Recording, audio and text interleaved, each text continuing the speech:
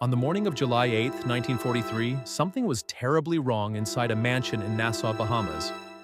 The house belonged to Sir Harry Oakes, one of the wealthiest men in the British Empire. He was an American-born mining magnate who had made a fortune from gold. He owned an enormous estate. He had international connections. He was a respected figure in the Bahamas, and he appeared to have every reason to feel secure. But inside his bedroom, investigators discovered a scene so disturbing that it would become one of the most notorious murder mysteries of the 20th century. Oakes was dead, and the circumstances surrounding his death were extraordinarily unusual. There were signs of violence. There were questions about the arrangement of the body. And almost immediately, investigators began asking a terrifying question: who would want Harry Oakes dead? The answer would lead into a world of enormous wealth, family conflict, high society, wartime politics, and one of the most controversial murder investigations in Bahamian history. Who would want Harry Oakes dead? The answer would lead into a world of enormous wealth, family conflict, high society, wartime politics, and one of the most controversial murder investigations in Bahamian history. Harry Oakes was born on December 23, 1874 in Sangerville, Maine, United States. He came from a relatively modest background. His father was a farmer and businessman, and Harry grew up in a large family. As a young man, Oakes searched for opportunities across North America. He worked a variety of jobs and became fascinated with prospecting. Like many people during the era of the great mineral rushes, he dreamed of finding something that would transform his life. For years, however, success remained elusive.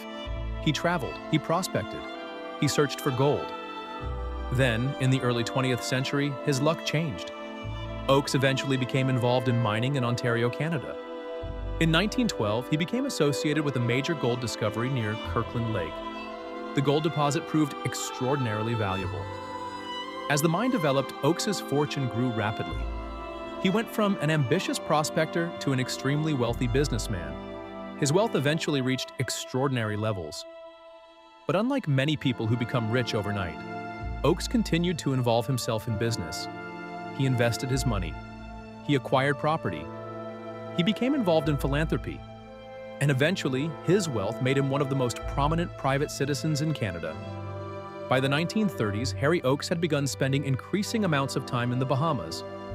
The islands offered a warmer climate and an escape from the harsh winters of North America. Nassau was also becoming an increasingly fashionable destination for wealthy visitors. Oakes established an impressive residence there. He lived a life that few people could imagine. Large rooms, servants, expensive possessions, private social gatherings, and connections to some of the most powerful people in the British Empire. But wealth could not protect him from family tensions. And those tensions would become increasingly important. Harry Oakes was married to Eunice McIntyre. They had several children. The family was wealthy, influential, and socially prominent. But their private relationships were not always peaceful. One of the most important figures in the story was Harry's daughter, Nancy Oakes. Nancy had married Count Alfred de Marigny, a French aristocrat. The marriage would eventually become a major source of tension within the Oakes family. Harry reportedly disapproved strongly of his daughter's husband. The relationship between Oakes and de Marigny deteriorated. And by the summer of 1943, the family was already dealing with serious personal conflict. Then Harry Oakes was murdered. The night of July 7th, 1943 appeared ordinary on the surface. Harry Oakes retired to his bedroom at his Nassau estate. He was approximately 68 years old.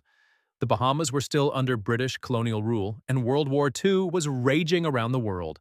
Nassau itself was a major social destination for wealthy people, but the war had changed the atmosphere. The islands were strategically important. British officials, businessmen, military personnel, and wealthy expatriates all moved through the region. Oakes was part of this elite world, but by the following morning, his life would be over.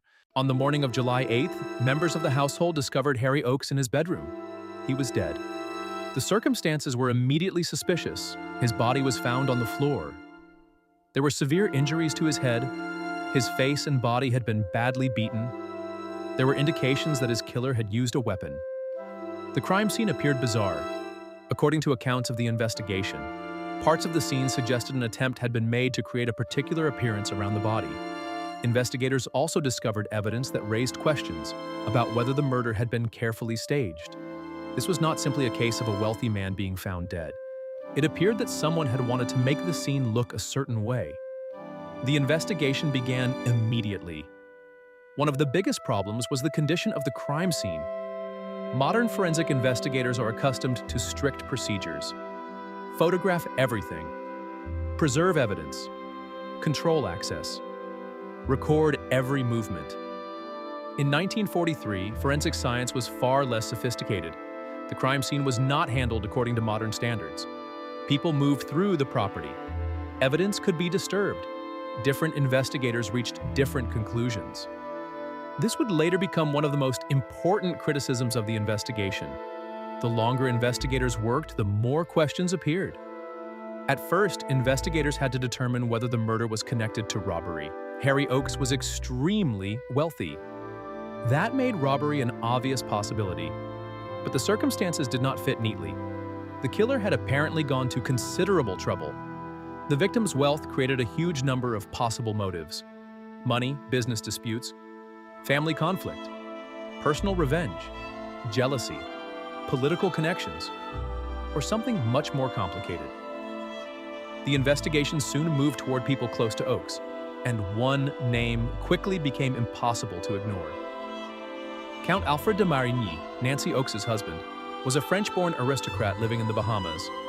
He was considerably younger than Harry Oakes, and Harry reportedly disliked him. That alone did not make de Marigny a murderer, but investigators had to consider motive. If Oakes wanted his daughter to separate from de Marigny, his death could potentially remove a major obstacle. Police began examining de Marigny's movements. They looked for physical evidence. They questioned people who knew him. And soon, the investigation produced a dramatic development.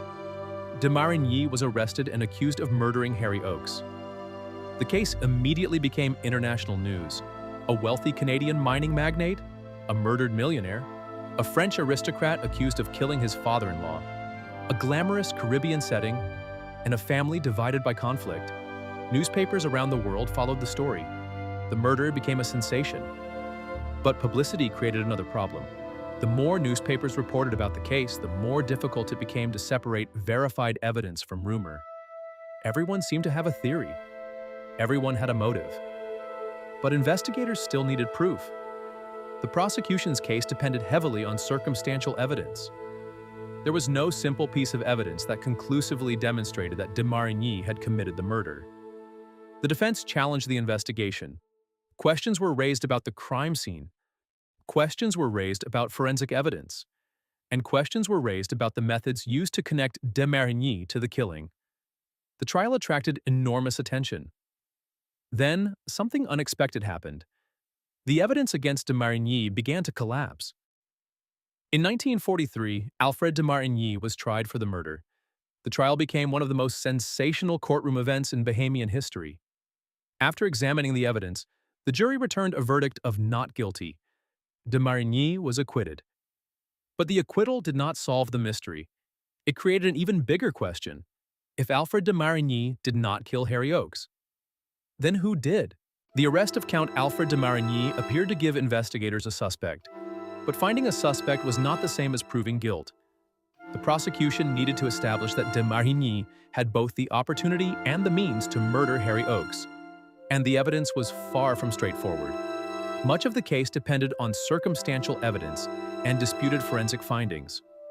There were questions about de Marigny's movements, questions about physical evidence, and questions about whether the crime scene had been properly preserved. The defense attacked these weaknesses relentlessly. The more closely the evidence was examined, the less certain the case appeared. One of the most controversial elements involved blood. Investigators examined bloodstains and attempted to determine what they could reveal about the attack. But forensic blood analysis in 1943 was nowhere near as advanced as modern DNA analysis. Investigators could examine blood type and patterns, but they could not identify a person genetically in the way modern forensic laboratories can. This limitation became extremely important. Evidence that might today provide a definitive answer could only offer clues at the time. The defense argued that The physical evidence did not establish that de Marigny had committed the murder. Investigators also searched for the weapon used to kill Oakes. The precise nature of the weapon became part of the controversy. The prosecution attempted to connect physical evidence to de Marigny. But again, the evidence did not provide the kind of direct connection investigators needed. The case depended on interpretation. Was a particular object connected to the crime? Was it evidence of guilt? Or could it have been completely unrelated? Those questions became central during the trial. Perhaps the greatest weakness in the investigation was the crime scene itself. Today, investigators would normally establish a strict perimeter around a murder scene. In 1943, procedures were much less rigorous. People entered the property. Evidence was handled by multiple individuals. Some observations were recorded after the scene had already been disturbed. This created opportunities for contamination and confusion. For a case based heavily on physical evidence, that was disastrous. Once evidence has been disturbed, it can become extremely difficult to determine what was present originally. The defense used these problems to challenge the prosecution's entire reconstruction of the murder. De Marigny's legal team argued that the prosecution had built its case around suspicion rather than proof. They challenged witnesses. They questioned forensic conclusions. They highlighted inconsistencies, and they presented alternative interpretations of the evidence. The defense did not necessarily need to prove who killed Harry Oakes. It only needed to demonstrate that the prosecution had failed to prove de Marigny's guilt beyond reasonable doubt. That distinction was crucial. The courtroom was not being asked to solve the murder. It was being asked to decide whether one particular man had been proven responsible. After the evidence had been presented, the jury reached its decision. Alfred de Marigny was acquitted. The verdict shocked some observers. Others considered it inevitable given the weaknesses in the prosecution's evidence. De Marigny walked out of court a free man. But Harry Oakes remained dead, and the person who had killed him remained unidentified. The acquittal transformed the case from a murder investigation into a lasting mystery. The authorities could not simply forget about the murder. Harry Oakes was internationally important. His wealth had made him one of the most prominent residents of the Bahamas. His death attracted enormous international attention. Investigators therefore continued exploring other possibilities. Who else might have had a reason to kill him? Business rivals, personal enemies, people connected to the family, individuals who may have wanted access to his fortune, and people whose relationships with Oakes were not publicly known. The list of possible motives became increasingly complicated. Harry Oakes's fortune made the case unusual. He was not an ordinary victim. He possessed enormous assets. He had business interests in Canada. He owned property. He had connections among wealthy and influential people. His death could potentially affect inheritance, relationships, business arrangements, and family power. That did not prove that money motivated his murder. But it meant investigators had to consider financial motives carefully. Whenever a wealthy person is murdered, investigators must examine who stands to gain. In the Oakes case, the answer was complicated. There were many people who could potentially benefit from changes in his estate. The location itself added to the mystery. Nassau was not an isolated frontier settlement. It was an important Caribbean center under British colonial rule. During World War II, wealthy visitors, military personnel, businessmen, and political figures passed through the islands. The murder of a wealthy international figure therefore attracted attention far beyond the Bahamas. British officials became interested. Canadian authorities followed the case. American newspapers covered it extensively. What might otherwise have been a local murder had become an international scandal.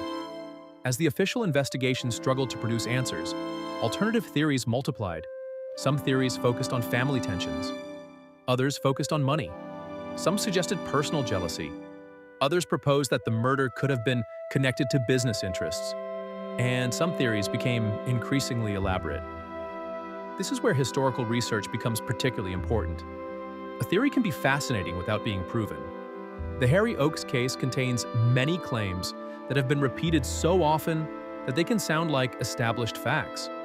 But surviving evidence does not support every popular theory equally. The difference between evidence and speculation is critical.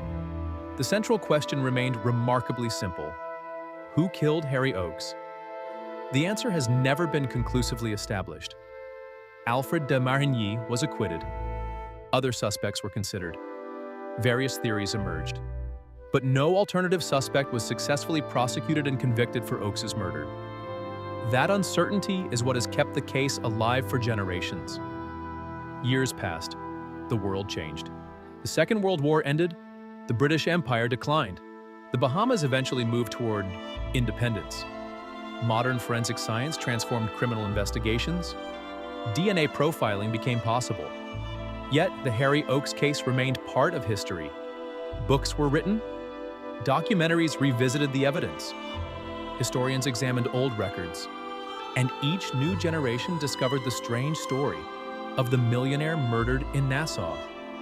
The case had become more than a crime. It had become a historical mystery. The acquittal of Count Alfred de Marigny did not bring closure.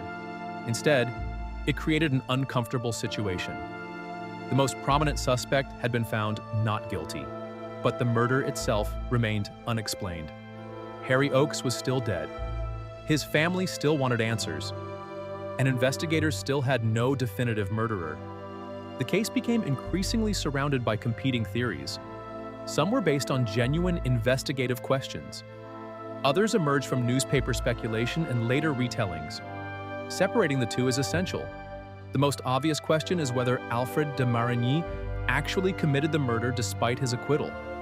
An acquittal does not necessarily mean historians can prove that someone was innocent.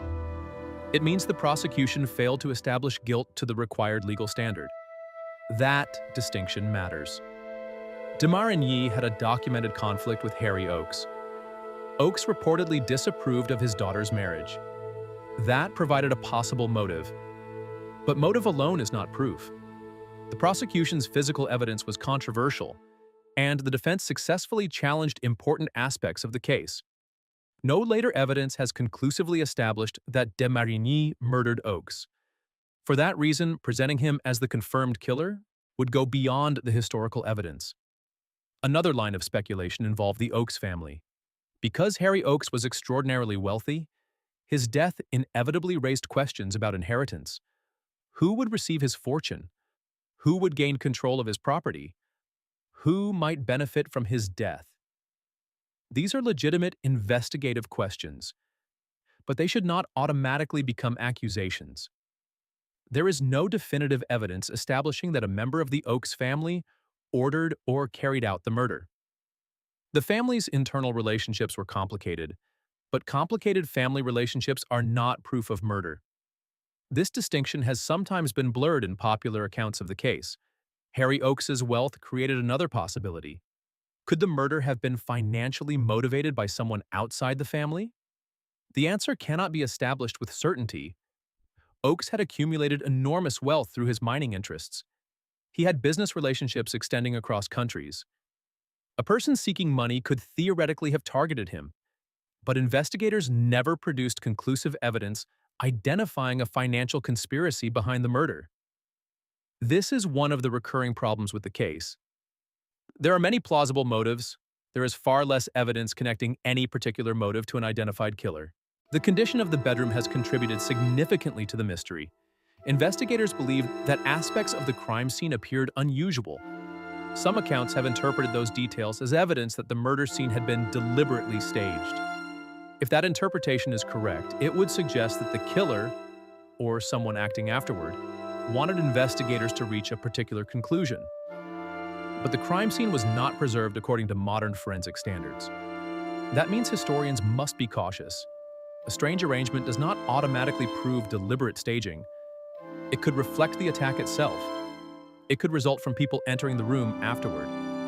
Or it could represent an attempt to conceal the true circumstances. Without a perfectly preserved scene, certainty is difficult. The media played a major role in shaping the Oakes mystery. Newspapers were intensely competitive during the 1940s. A murder involving a millionaire, an aristocratic son-in-law, and a Caribbean mansion was irresistible to journalists. Sensational headlines helped turn the investigation into an international story. But sensational reporting could also distort evidence. Rumors could be repeated as facts. Speculation could become accepted as established history. And once a particular theory became popular, Later writers sometimes repeated it without examining the original evidence. This is one reason modern historians must return to primary sources whenever possible. The murder also occurred during World War II. That context is important. The Bahamas were strategically significant because of their location in the Caribbean. The islands were connected to British imperial networks and international shipping. Wealthy individuals, military officials, businessmen, and political figures all passed through Nassau. This environment generated rumors about espionage, international connections, and political intrigue.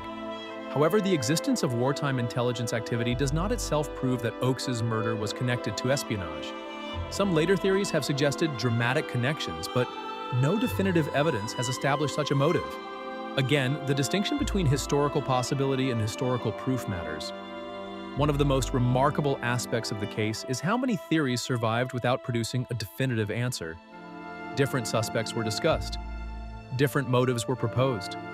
Different reconstructions of the crime were developed. But the legal record remained remarkably simple. No one was convicted of murdering Harry Oakes. That fact is more important than any sensational theory.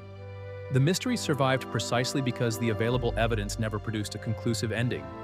So, what do we really know? We know that Harry Oakes was murdered in Nassau on July 8, 1943. We know he had suffered severe injuries. We know that Alfred de Marigny was accused and tried. We know that he was acquitted. We know that the investigation attracted enormous international attention. We know that the crime scene and forensic investigation were later criticized. And we know that no alternative perpetrator was conclusively established in court. Beyond those facts, certainty becomes increasingly difficult. That does not make the case less interesting. It makes it more important to handle carefully. Harry Oakes's murder became one of the most famous unsolved crimes associated with the Bahamas. His name survived long after the investigation ended. The mansion became part of the story. The trial became part of legal history. The competing theories became part of popular culture. And the unanswered questions continued to attract writers and historians. The case is also a reminder of how dramatically criminal investigation has changed. In 1943, investigators lacked DNA profiling, modern crime scene reconstruction, sophisticated digital databases, and many of the forensic techniques available today. A murder that might produce crucial evidence today could remain permanently ambiguous when investigated with the technology of the 1940s. Over the decades, the story of Harry Oakes has accumulated layers of mythology. Some versions portray the murder as a perfectly planned conspiracy. Others present de Marigny as unquestionably guilty. Some theories involve international intrigue. Others point toward family members or financial interests. But none of these theories has been conclusively established as the definitive explanation.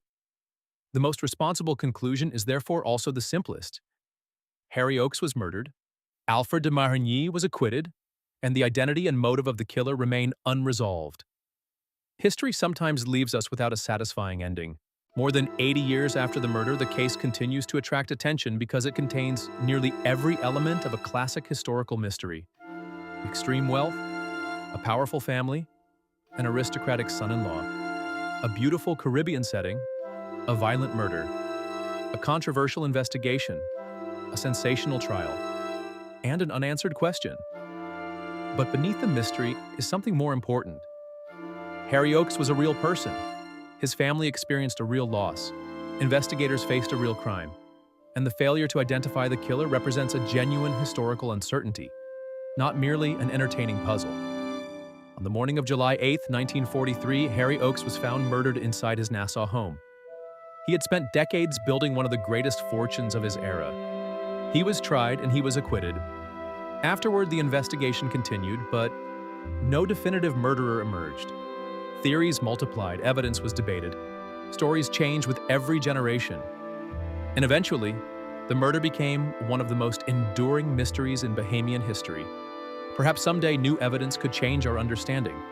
Perhaps modern forensic techniques could reveal something hidden in an old piece of evidence. Or perhaps the truth disappeared forever on that summer night in 1943. What remains is the historical record, and a question that has survived for more than 8 decades. Who killed Harry Oakes? That question remains unanswered.